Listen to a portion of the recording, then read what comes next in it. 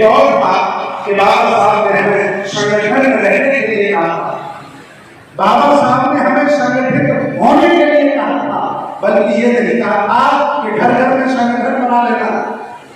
अरे जिन्होंने जातियां बनाई वो तो मजे मार रहे हैं, लेकिन हम पढ़े लिखे होकर के भी जाति जाति खेल रहे हैं। जिन्होंने जातियां बनाई वो आनंद ले रहे, मजे मार रहे, और हम ईमानदारी से, अगर हम बिना पढ़े लिखे होते, गांव के गवार मूर्ख होते तो अलग विषय था।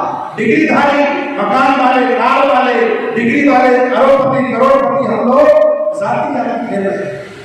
पहले तो हम जातियों में बटे थे, ठीक था, लेकिन अब हम लोग पढ़े लिख करके संगठन में भी बट गए।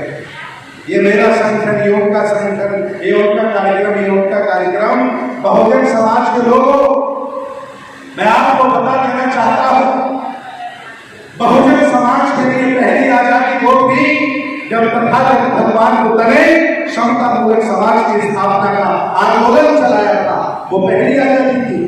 और हक वंचित कसाय, कमजोर वंचित लोगों को गले लगाकर छुआछूत, जातिवाद, भेदभाव मिटाकर बुद्ध का मार्ग दिया था। वो पहली आजादी थी।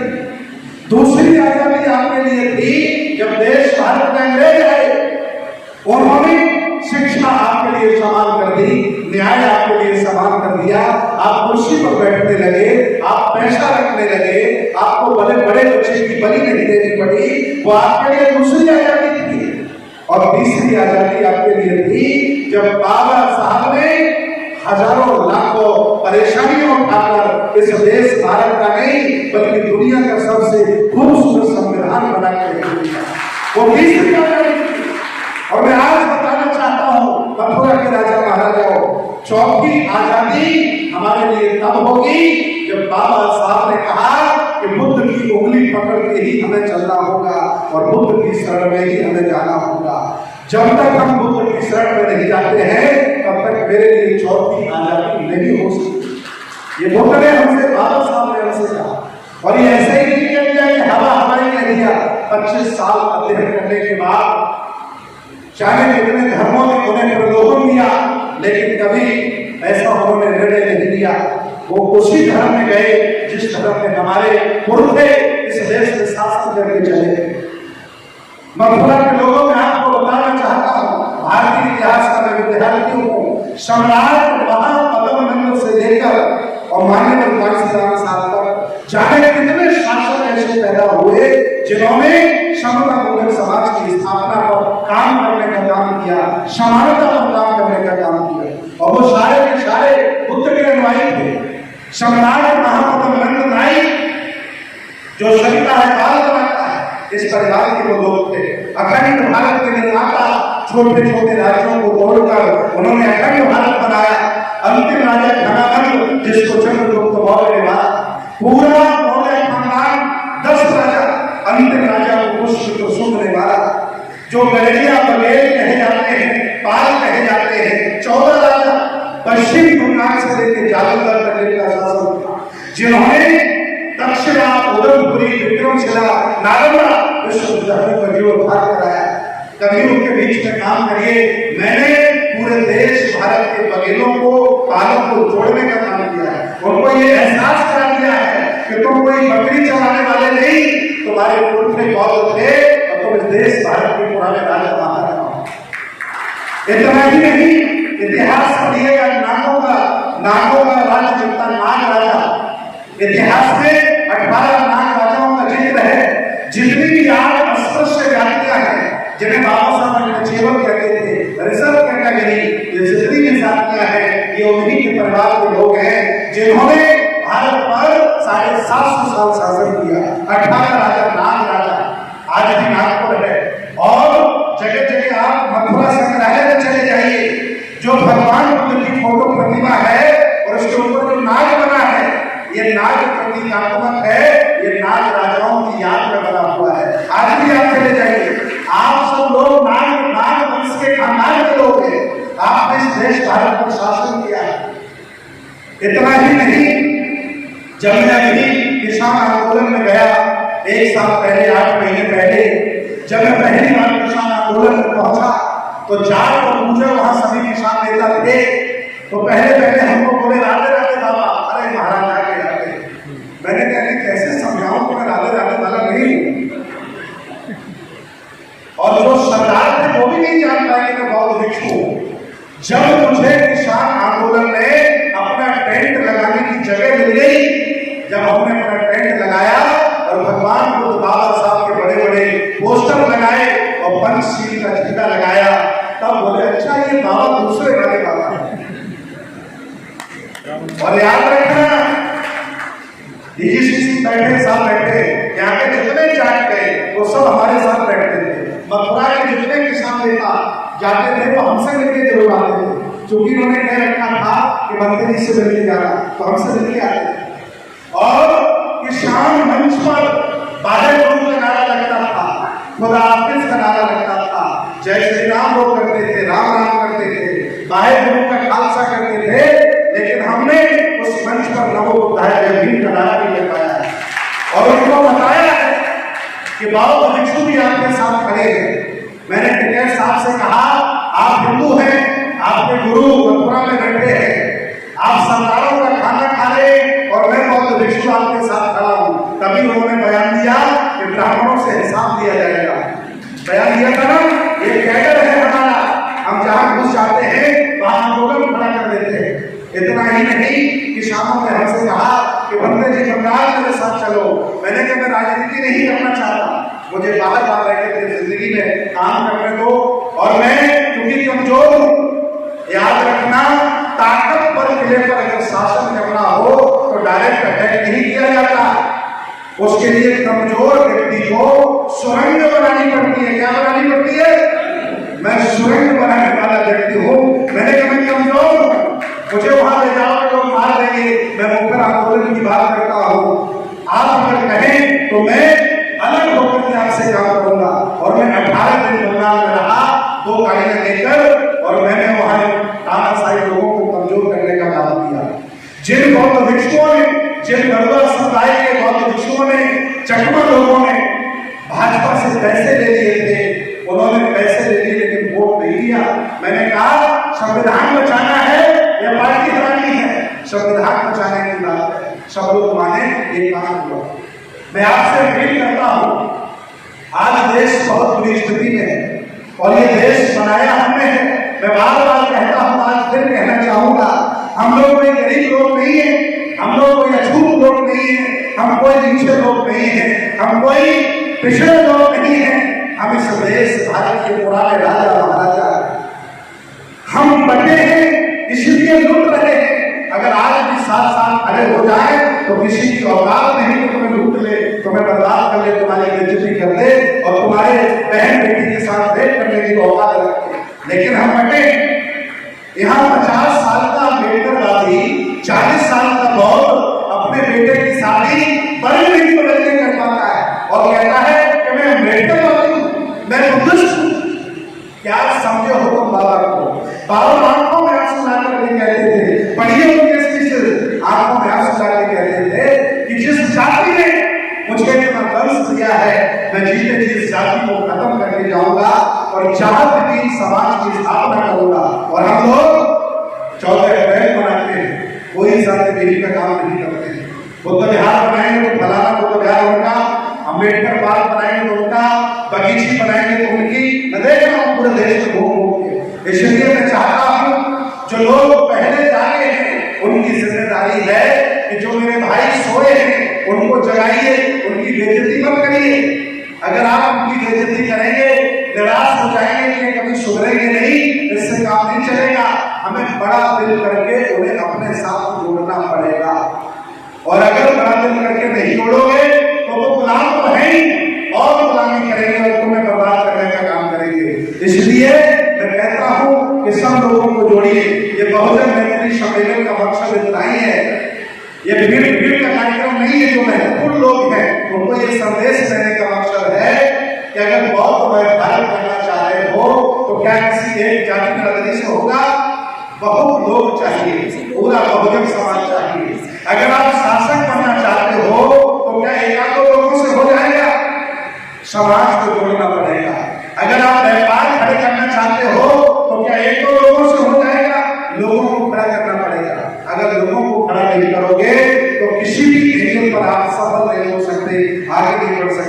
ये मैं आज आपको इस कार्यक्रम में संदेश देने आया हूं।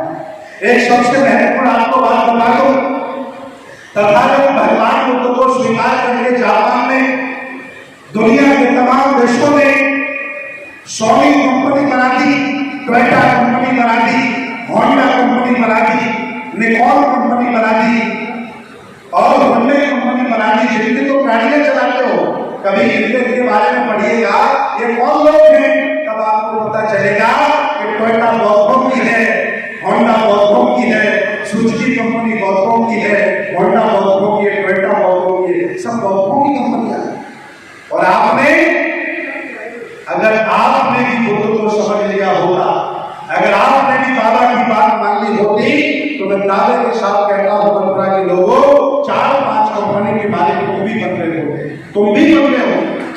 बाबा साहब हमें दलदल से निकाल करके गए थे और कहा था कि पूरी दुनिया तुम्हारी पड़ी है, जाओ कनाडा में बस जाओ, जाओ अमेरिका में चले जाओ, जाओ जापान में काम करो, जाओ चाइना में काम करो, लेकिन हम अपने मोहल्लों से नहीं कर पाए।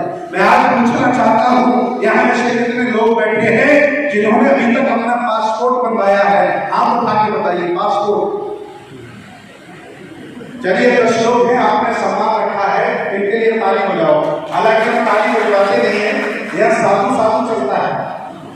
और जिन्होंने नहीं बनवाया, मैं उनसे निवेदन करता हूं कि कल ही, अरे तुम्हारे पास अंतरराष्ट्रीय लेवल पर जाने का दस्तावेज तक नहीं है, इतने छोटे सपने हैं तुम्हारे। कभी समय निकालो और घूम के आओ थाईलैंड, कभी समय निकालो घूम के आओ श्रीलंका, तब पता चलेगा बुद्ध के अनुयायियों ने कितना बड़ा काम किया है। और तुम जाति जाति खेल रहे हो।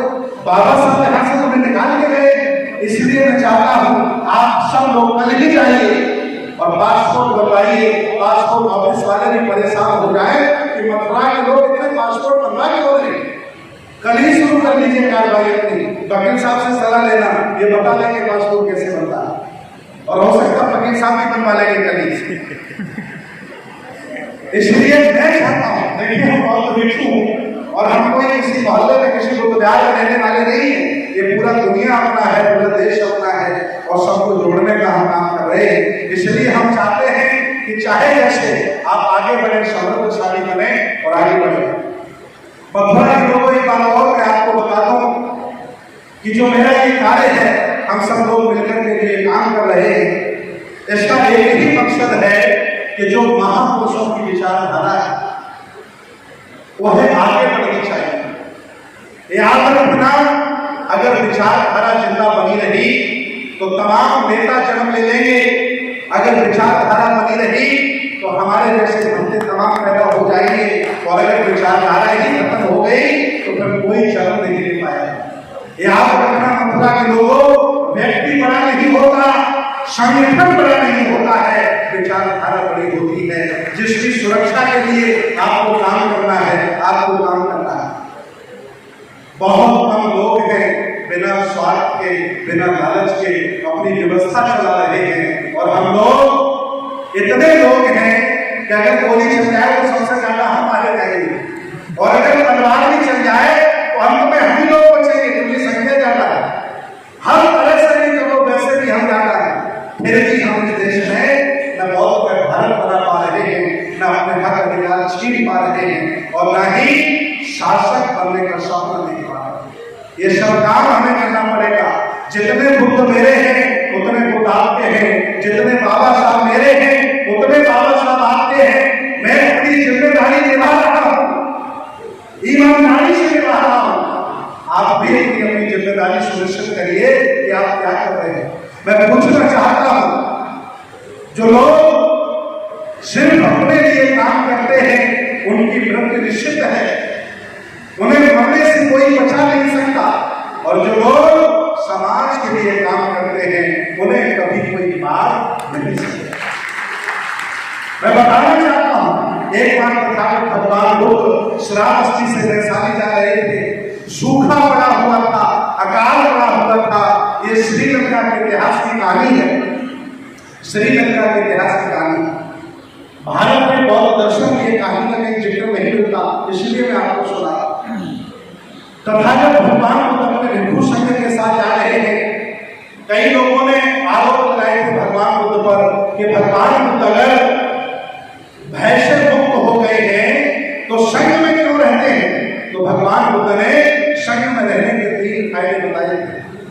बताऊं संग में रहने के 3 फायदे। पहला फायदा यह है कि जो ज्ञानवान भिक्षु है वो कम ज्ञानी भिक्षु को समझा सकता है, सिखा सकता है, ये पहला फायदा। दूसरा फायदा है कि अगर अकेले आप रहेंगे तो आपको बुराइयां गुड़ घेर लेती हैं, और अगर आप लोगों के बीच में हैं तो मन में कभी बुराइयां नहीं आती, बुरे विचार नहीं आते। आप अनुभव करिएगा कभी कि आप अकेले हो तो आपके मन में तमाम चीजें आएंगी, खाली तमाम शैतान का घर। और जब आप लोगों में रहते हैं तो बुराइयां भूल जाते हैं, मन में तो आती नहीं, इसलिए वो संग में रहते थे। और तीसरा, अकेले चलते थे तो जंगली जानवर घेर लेते थे, हमला कर देते थे। और जब वो संग बना करके चलते थे तो जंगली जानवर भी सोचते थे इतने लोग ये कहां से आ गए, तो जंगली जानवर भी बगल से भाग जाते थे। ये सुरक्षा का विषय था। और जब राजा देखता था कि मेरे साथ तो 20 सैनिक हैं, लेकिन ये ऐसा कौन व्यक्ति है जिसके साथ 500 लोग चल रहे हैं, तो राजा भी अपने आप छुप जाता था। ये संग की बहुत बड़ी ताकत है। ये संग मेरा बिखर गया है, ये संग हमसे छूट गया है, इसे फिर बनाइए। आप लोगों का भी संग टूटना नहीं चाहिए। हो सकता है कि व्यक्तिगत हमें एक दूसरे के प्रति विचार ना मिले, हो सकता है कि हम एक दूसरे के विचारों से सहमत ना हो, लेकिन मेरी विचारधारा एक है, मेरा आदर्श एक है, मेरा झंडा एक है, मेरा डंडा एक है। जब भी ऐसी कोई बात हो तो सब लोगों को एक साथ खड़ा हो जाना चाहिए। हो सकता है व्यक्तिगत विचार ना मिले, तो भगवान को वहां से गुजर रहे थे, उन्होंने देखा एक ऐसा गांव है जिस गांव में घर घर में कुएं बने हैं और उन कुओं में मरे हुए लोग पड़े हैं। भगवान बुद्ध ने इस व्यक्तियों को समझाया कि अकाल पड़ने की वजह से हर व्यक्ति अपने अपने आंगन में कुआं खोद रहा है। अकेला व्यक्ति कितना कुआं खोदेगा तो पानी नहीं निकला और वो व्यक्ति उसी कुएं में गिरने पड़ गया, उसी में रहने पड़ गया। अगर कोई समझदार व्यक्ति को यह समझा देता कि अकेले अकेले कुआं खोदने से पानी नहीं निकला, तो सारे लोग मिलकर के एक कुआं खोद लो तो पानी भी निकल जाएगा और हमारी मौत भी नहीं होगी। इतना समझाना था।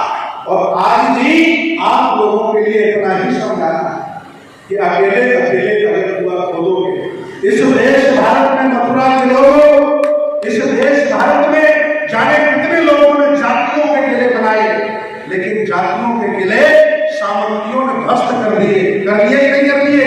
इसलिए बहुजनों का किला बनाइए, मिलकर के चलिए और साथ साथ चलिए, एक आवाज दीजिए और हम इस देश के शासक भी बनेंगे और बहुत में भारत भी होगा।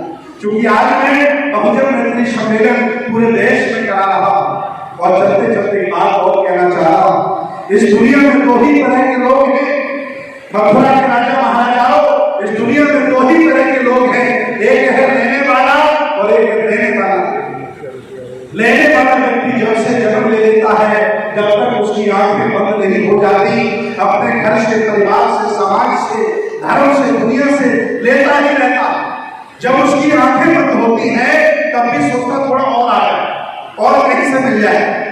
और याद रखना, देने वाला व्यक्ति जब से जन्म ले लेता है, जब तक संसार छोड़ के नहीं चला जाता, घर को, परिवार को, समाज को, देश को, धर्म को, व्यवस्था को, राष्ट्र को, प्रकृति को वो देने का काम करता है।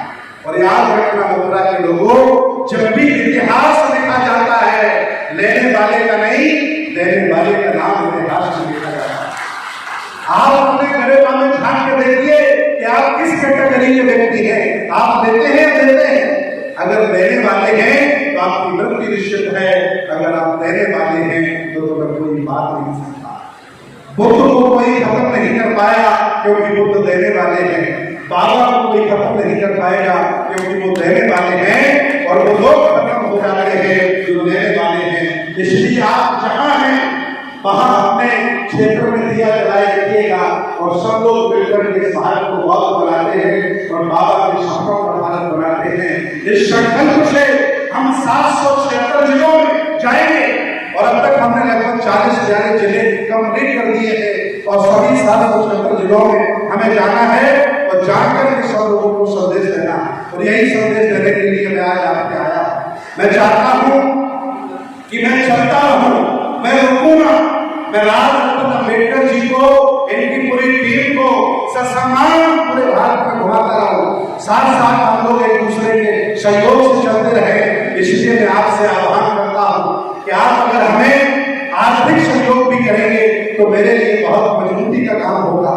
जिस माला को आप मुझे पहना रहे हो, इस माला से कार नहीं चलती, कार तो डीजल से ही चलती है। चलती नहीं चलती है। इसलिए